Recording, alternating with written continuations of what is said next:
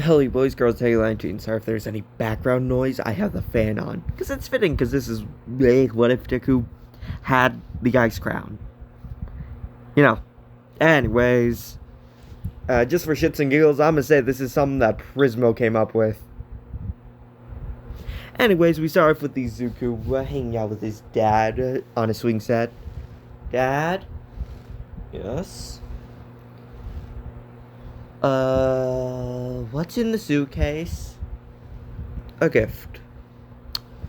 Oh, neat. For who? Mom? Me? Someone else? Family friend? You, actually. For when you get old enough. Neat.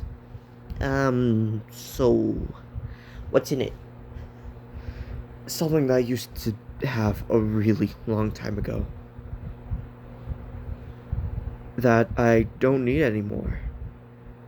I know that you're quirkless and all, but don't let it discourage you from having a dream, accomplishing something with your life. Because losing yourself is the worst thing imaginable.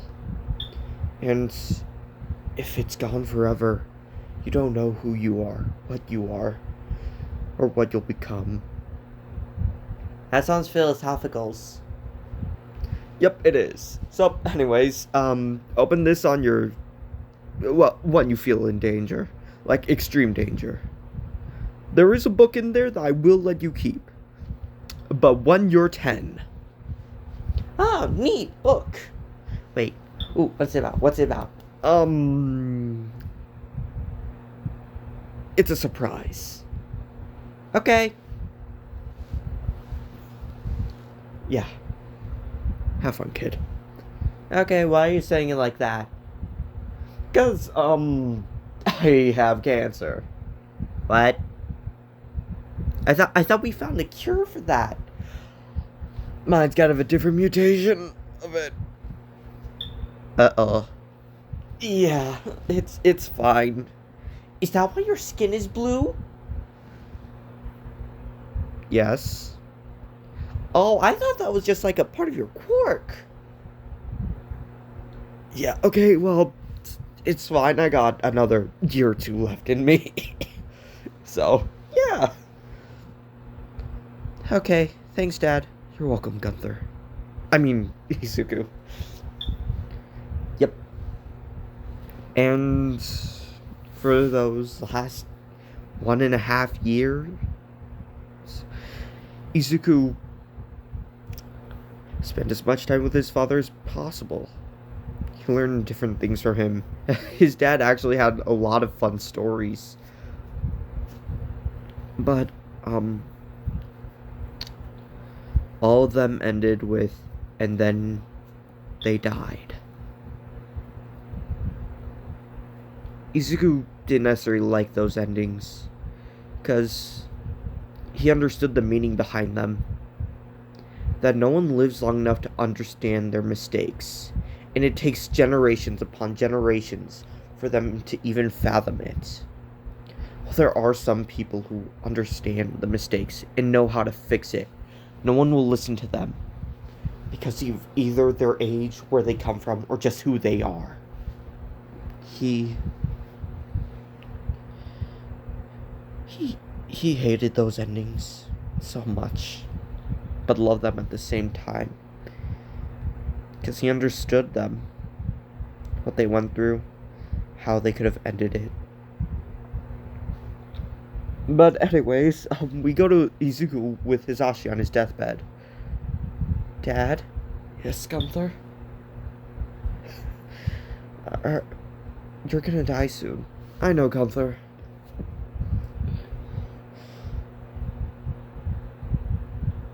Are you okay?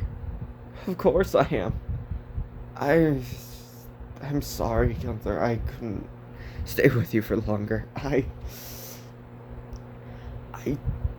I'm... The last gift I have for you is my crown. I know that you won't wear it. You might not wear it, but if you do, you wear its curse. Because, Gunther, I don't want you to end up the same way I was. Old, grumpy, and fading. Use it for good.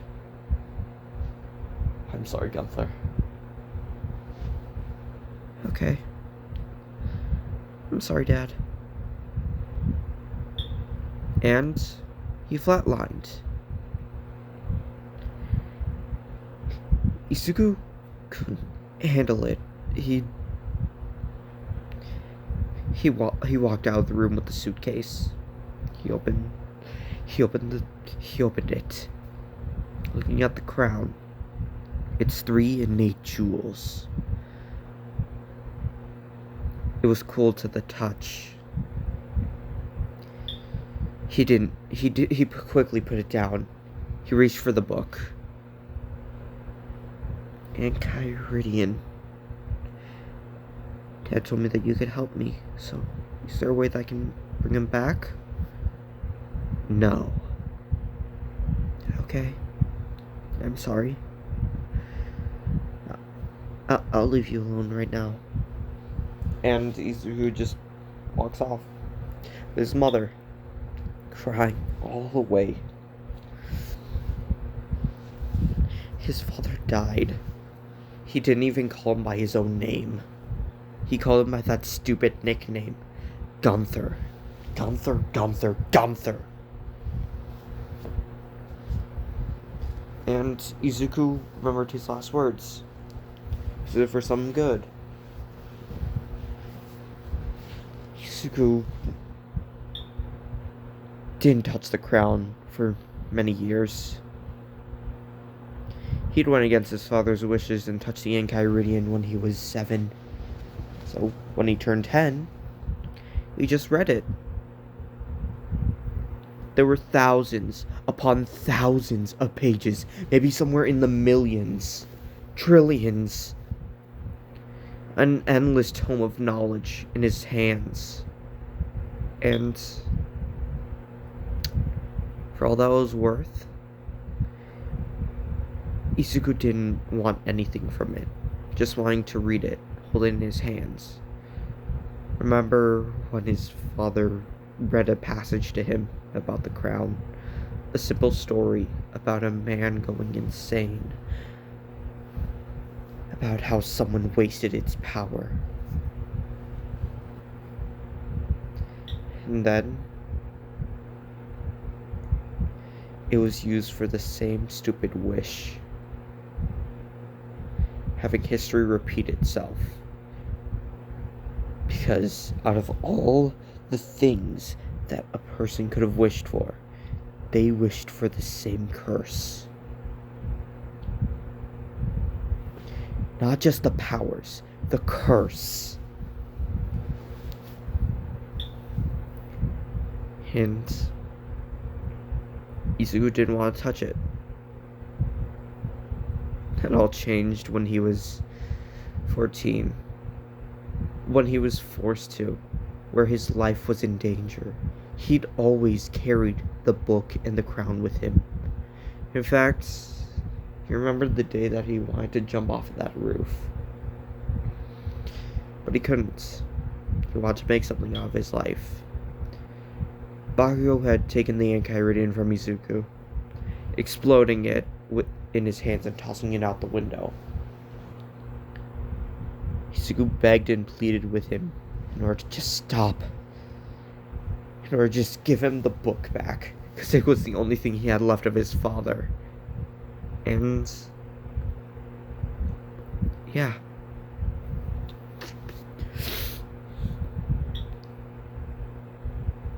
Izuku picked it up, and he looked at the crown, his reflection in the jewels. He walked, taking the same shortcut, till the sludge villain arrived. This time, something changed. He was fed up. He knew that the crown came with something horrible, but he didn't care. He just wanted to see what it could do. He just wanted to see what his dad died for. So he plopped it on his head. The frost.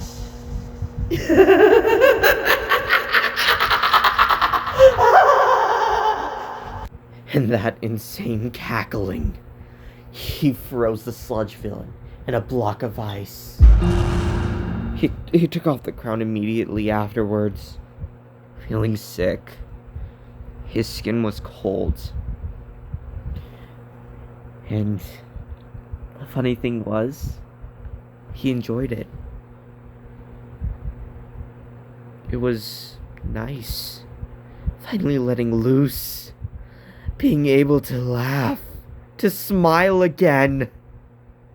It was amazing. He hadn't smiled genuinely in years. Not after his dad died. Then he heard a noise. I am here. He smiled and walked. I'm sorry for using my quirk all night. I was in danger. I'm sorry. It's quite fine. As Izuku looked back at the sludge villain, encapsulated in ice, he smiled and walked. The next day, the very next day, something incredible happened.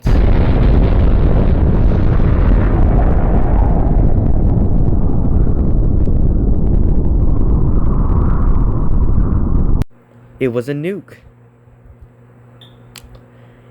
Izuku had stayed on that stupid rock all his life, and a nuke landed. He didn't know whether or not it was from the Americas or somewhere else, but he didn't really care. The aftermath went down. Izuku heard the whispers of the crown talking to him. Freeze. A new ice age begins. Freeze them all, and I will reveal to you what will happen. You will be a hero among these people, their savior. Yes, my crown. Okay, time to do this. Due to the nuclear aftermath, I don't think most of these people will survive. If I were to freeze them for just, say, a year or two, then it probably would be relatively okay for them.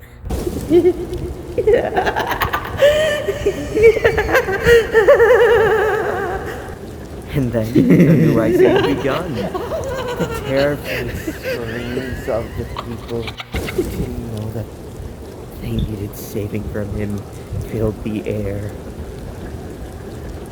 He put them in a type of cryogenic stasis. All he could hear was the crown. It's speaking to him, telling him to do its work. In a way, it was right. They wouldn't survive. They wouldn't survive this event if Izuku didn't intervene. Because the initial fallout would have killed over half the population. And when Izuku walked and walked and walked, there was only one being left. A man made of bones and decaying flesh falling off. Hello, it's so nice to see you. Unfortunately, I'll have to do this. It pains me so to see you cry. Child, are you the cause for this? The absence of life?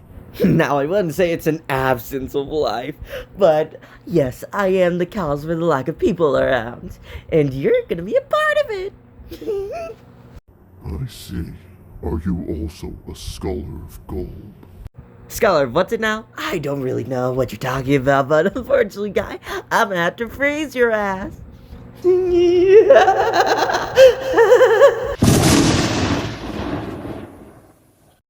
And just like that, the embodiment of evil was frozen. Izuku didn't care anymore. He didn't care who he saved. He just needed to save them. Save them all from this horrible pain. The existence. with the frost. So, anyways, after he did that, he started wandering for a little bit, moving everyone bit by bit off of the island, moving to the general landmass of or the general, danger area where everyone said that there was no life. But the crown told him differently. It told him that life was thriving without humans, mutations, and other things. It said that there was a beautiful field of ice to be made. The true kingdom of peace. Unfortunately, Izuku couldn't actually, move them all in one go, so he had to make multiple trips. It took him about 100 years. In that time, he was unable to save everyone, so there were a few stragglers who got mutated. There were actually a few humans who lived, which Izuku found amazing. Luckily, they were all quarkless, so Izuku could vibe with them. And yeah, he had his own little gaggle of friends. Unfortunately, he knew that they wouldn't last long in this terrible wasteland due to the certain rapid mutations that some animals gained and some humans that he couldn't save due to their quirks literally being able to prevent him from saving them. Like that flaming asshole, Endeavor. Or All Might. He died within a minute.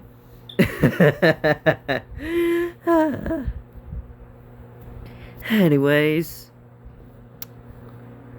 after the 100 years of moving everyone, including who he called Gunther, the embodiment of evil itself.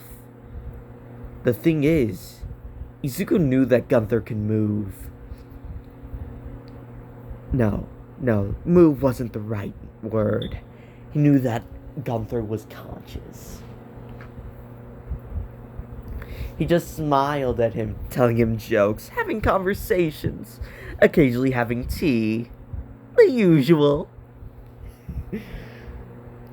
Thing is, Izuku still had the book. Only thing left of his father.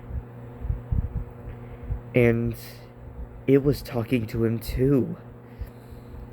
Informing him about what to do, what areas needed to be cleared, what specifically he had to collect in order for him to accomplish his goal of making a kingdom of ice. He loved it. He loved having friends. The crown, the book, Gunther. Something was missing, though. While all of them were friends, he needed someone that he could settle down with, truly be himself. Someone who would accept him, the crown, and even Izuku. That name was somewhat difficult to remember. He couldn't fully remember his full name, only his first one. So, the book told him about a clever strategy. He walked, and he walked. About a day's worth of travel back to the island. Okay. Book. Where should I go to get the recording devices? Okay. Typically, okay. I guess a phone would work, actually. Digitizing stuff, Math. Okay, calm down. Izuku. Right, that's my name, right? Yeah. Okay. Rebel, camera. Ooh. Recording device. Extra storage. How do I maintain these, though? Book, you'll have to work with me on this one. And I'm sorry for what Kachan did to you. I'm so sorry that I was too weak to protect you. You're the only thing I have left of my father, after all. His name. I can't remember. book do you know? Hisashi. That's his name. Thank you, book. I'll have to get back to Gunther. Okay, this should be enough. Let's go, book. Oh, wow, this is amazing. I'll be able to talk with myself, have someone to have a conversation with. Although it'd be me myself and not you guys, but hey, it's fine. And so he flew back to his makeshift home. He had cleared an area earlier and decided to make a few ice structures. It was cold enough for it to stay there, although there were a few pesky little creatures trying to impede his progress. But it was fine.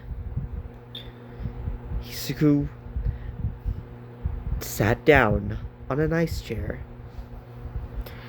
as he played the recording device. Hi, me. Your name is Izuku Midoriya. You like nice long walks on the beach. You like ice cream, sugar and spice, and everything nice, of course. I'm sorry. Your father's name is Hisashi, and our mother, Inko. Yeah, Inko. Yep. Yeah. I'm sorry. This is one of many things that we have to do in order to, keep knowing ourselves, like our father said that one time. Not knowing who you are is worse than death itself, or something along those lines. Oh, right, I forgot. Our friends. Well, there's the crown, of course. Well, it talks to us every day. And then there's the book, a gift from our father. We had it ever since we were 10. I mean, we looked through it one time when we were 7, but that was when he died of cancer. I don't know how, but apparently he had blue skin, which is honestly similar to us. Well, the crown is saving me right now, so... Oh, right. And there's our best friend, Gunther. Say hi, Gunther. Child, release me, so I can bring upon death on this world, and relieve everyone of them perish of existence. Nice try, Gunther, but no. Remember, if Gunther wants out, you say no, because he'll ruin everything. He's just here for company, if I'm gonna be honest. I like his jokes. And also, I know, Gunther, existence is meaningless. It's not actually real. We're all just a magical imagination of Colby. Anyways, so with that little bombshell, don't worry. You're still technically real in reality, but you're not at the same time, because reality is nothing but an illusion. Okay, you have to understand that basics in order to understand magic, which is our crown. Look. I throw snow. But in all seriousness, Izuku, because that's your name. Never lose track of yourself. You'll be a hero for these people, because they can't survive this world without you. If they try to, they'll die. They need your help. They need your guidance. So do your best and make something of your life. Like our father said all those years ago, on that playground. Or was it a swing set? Oh, well, it's been 100 years or so. I think I should defrost at least a few of the humans here, so I can get their population up, because let's be honest, after this thing, I don't know how long I can hold Gunther back. Oh, well, I'll give you an update, when something happens. Okay, bye-bye. Okay, great. Now. Wow, I've been feeling lonely with you guys just here. So, book. Tell me. How do I stop the crown from completely taking over? Or just keeping me from, losing myself. Oh well. Guess you don't have any answers for that one. Sorry, book. I'll just leave you in the safe spot. What was that again? Oh well.